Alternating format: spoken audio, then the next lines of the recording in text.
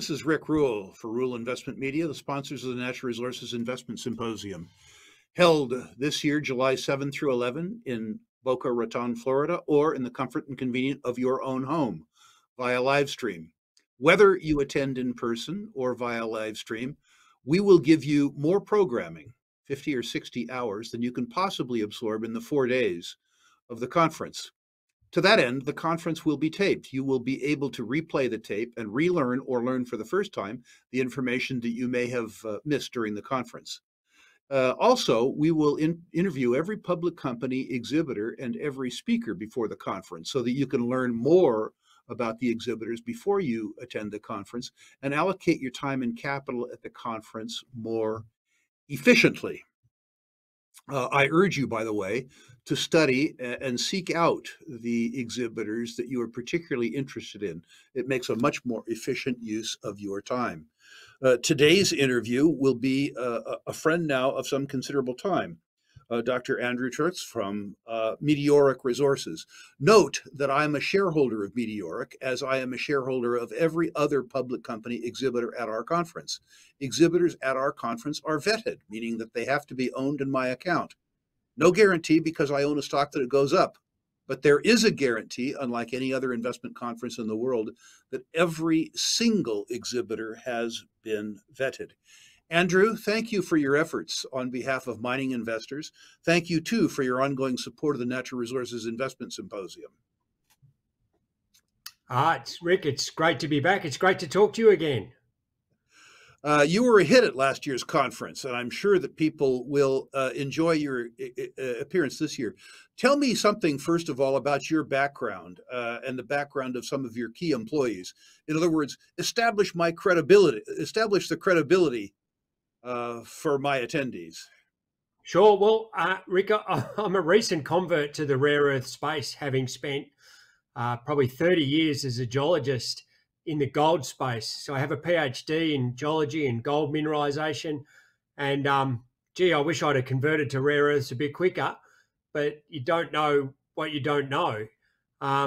So we found this project 2 years ago. It's been a very steep learning curve for us across the board, but luckily we've been able to recruit some excellent high profile rare earth expertise. Namely, our new CEO, Nick Holthouse. He's a mining engineer, and he was previously at Hastings Technology, which is a rare earth project in Australia. Got that close to production and then moved across to us. So he was in charge of the feasibility studies, which is exactly what he's doing here.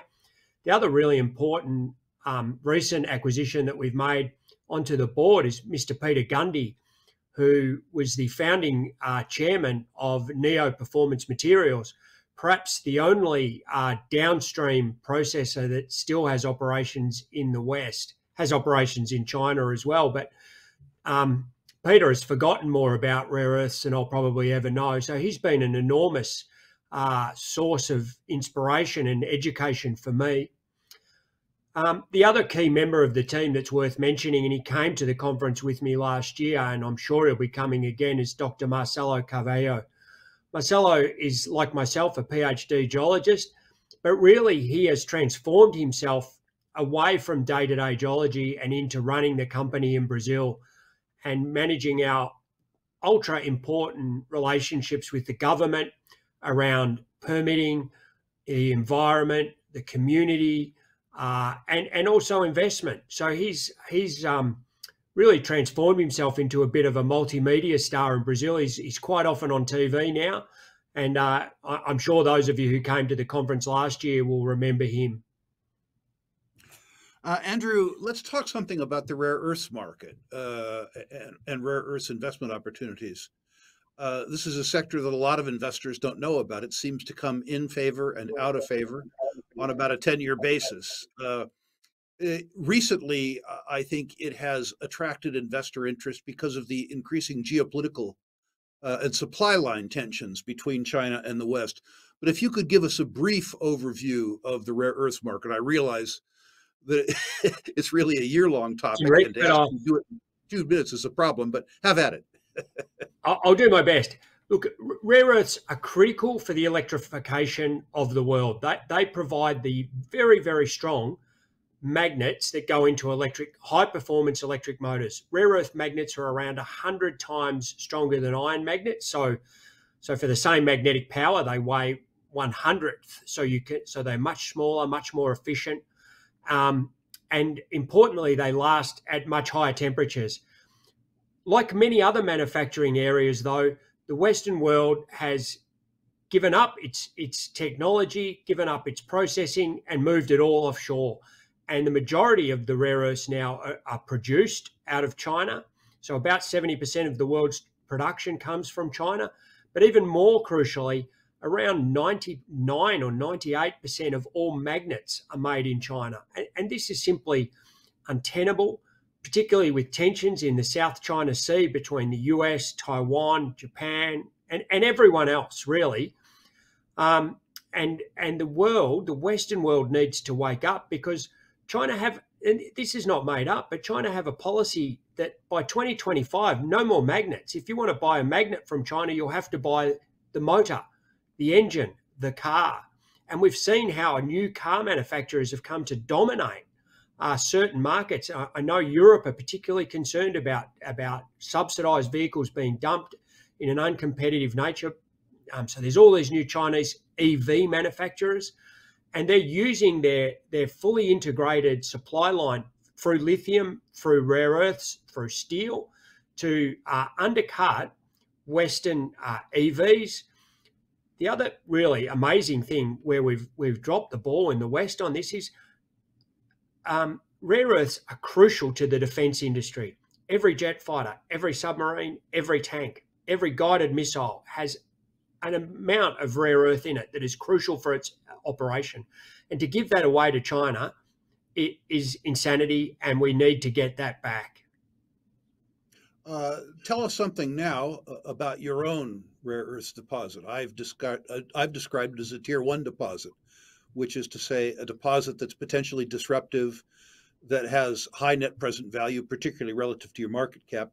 So tell us something about the size, the tenor, the metallurgy, the producibility of your deposit. Sure. So rare earth deposits form two basic types: the original rare earth project, and they are the famous ones like Mount Weld in Australia or Mountain Pass in the United States. And that is where the rare earth is in the rock where it was originally formed. The alternative to that, and the Western world is really only just waking up to this idea, but they've been exploited in China for a very long time, are what are called the clay-hosted rare earths. And in this process, geological time destroys the primary deposit.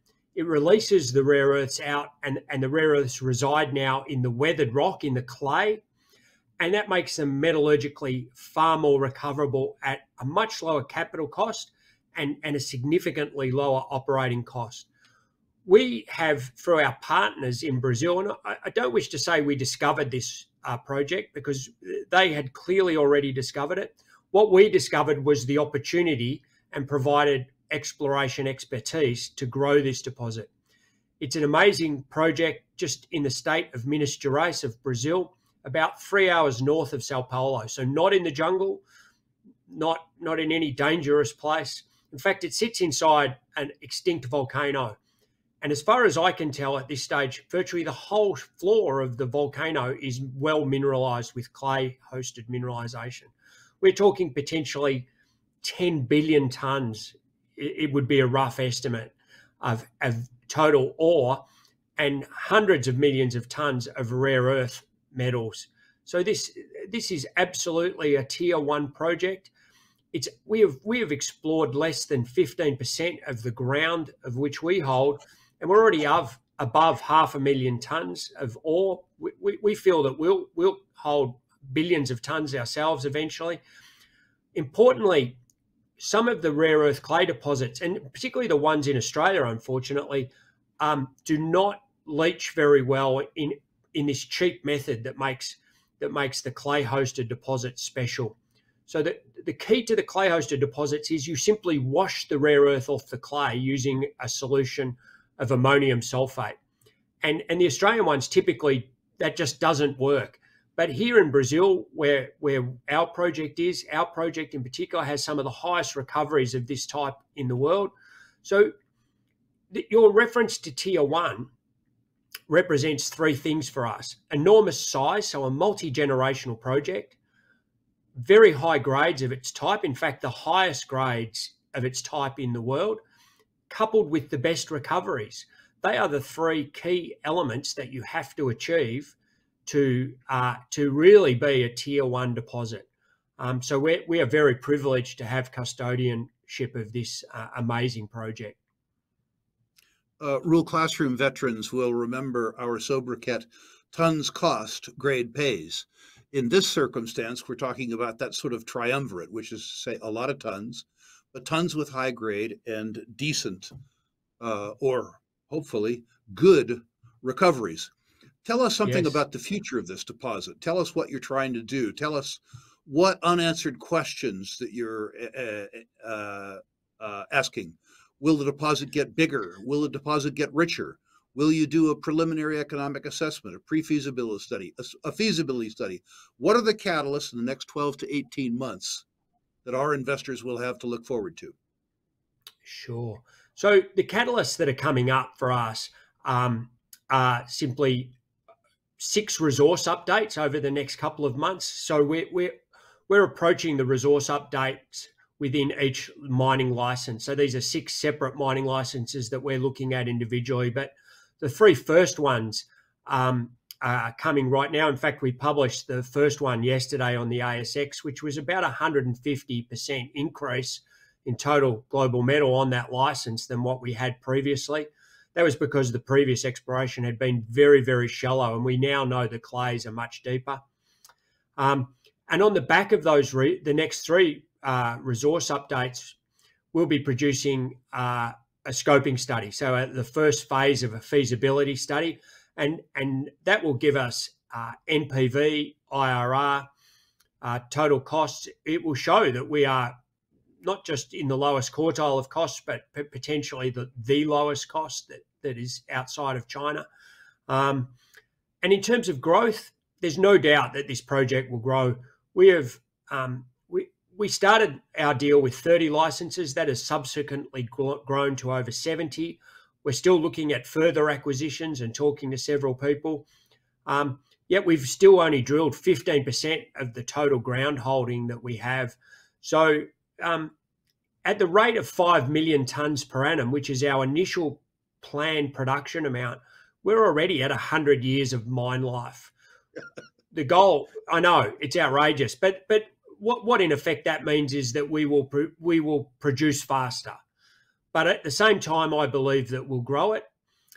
In terms of changes in grade, the bulk grade here is about double what anyone else has, but as is characteristic with any geological system, that they are heterogeneous, what that means is that there's areas of lower grade and areas of higher grade. We are, in our scoping study, absolutely attacking the highest grade areas that we know. That is an area called Capo de Mel in the southern part of our licenses, and that will form the first, I'm waiting on the resource to tell you how long, but somewhere between the first 5 and 10 years of production for us in a very simple plant, far away from town. And we're excited. We'll be delivering that scoping study in June. So just before the conference, and I'll be able to update everyone at the conference on the economics of the project. And I'm pretty sure I'll blow a few socks off, Rick. Wonderful timing. Thank you for that. It's all about you, Rick. It is. Tell us something about the market capitalization of Meteoric, how much you pay to get all of this virtue. So the deal that we did, we pay $5 million per annum to the vendors of the initial project. And then we've made some other subsequent smaller acquisitions, which we paid one-off amounts for. The main deal has a 4.75% royalty. But people will see when we produce our economics that there's plenty of headspace, even at the current prices, which are very depressed at the moment. And the current prices are deliberately depressed by China to keep people out of this business. China can see that their domination of the market has set off alarm bells in the West, and people are very active in exploration for rare earths and lithium and the other critical minerals, and with some success in our case. And China are driving the prices down, which they control. They solely control the market price at the moment. It's a very artificial price, and they're driving those prices down to absolutely the limit to prevent companies like us being successful. We believe that the economics of this project are such that they cannot drive us out of business. So we're trying to get into production as fast as we can. That's all about licensing from an environmental and a community perspective. Nevertheless, we're on the fast track with the Brazilian state and federal government, and we expect to be in production in 2027, which is incredibly exciting for us. That was a wonderful answer, but I think I missed a question. What I was trying to get to is, what's the market capitalization of Meteoric? How much do investors pay for this opportunity? I beg your pardon. Well, at the moment, I'm a little distressed to tell you that our market cap in Aussie dollars is around 400 million. So that would be probably a little less than 300 million US. And it's I know every MD says this, but we are dirt cheap. There is nothing else like this on the planet. We will continue to show through our feasibility studies and our resource updates and the drilling results that we achieve, and also engagement with other groups outside China. We are not doing any deals with China. We are not sending any of our material to China. So finding offtake partners in the West and government relationships in Brazil, in the US, we've been in Washington twice now talking to US government groups. In Europe, they are the milestones that you will judge our success by. We've already had our first offtake agreement with a Western partner. Now, it's only a preliminary one at this stage, but it shows the quality of the material that we're already producing. I believe that this is a bargain basement price at the moment. I bought some more stock myself recently, and I have quite a bit, but I'm confident that we are very cheap. Andrew, you were a crowd favorite last year.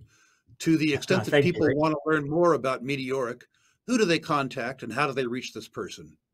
Well, I remain that person, Rick. I love talking to investors. I love finding out why they want to get into a company and what turns them on, and how better to educate them around what is really a complex subject. So they should contact me either by email at ajtunks, Tunks, at meteoric, meteoric.com.au, or you could text me or call me. I love talking. As many of your investors found out last year, and I still talk to a few, on +61, that's Australia, so +61 400 205 555, a nice easy number. And guys, I'd love to talk to you. I do love this business. It's been my life, and I'm always fascinated to talk to investors. Andrew Tunks, thank you for your efforts on behalf of natural resource investors. Thank you, too, for your ongoing support of the Natural Resources Investment Symposium. It'll be a pleasure to have you down in Boca Raton. I look forward to seeing you, Rick, and it's always an excellent time. Thank you very much.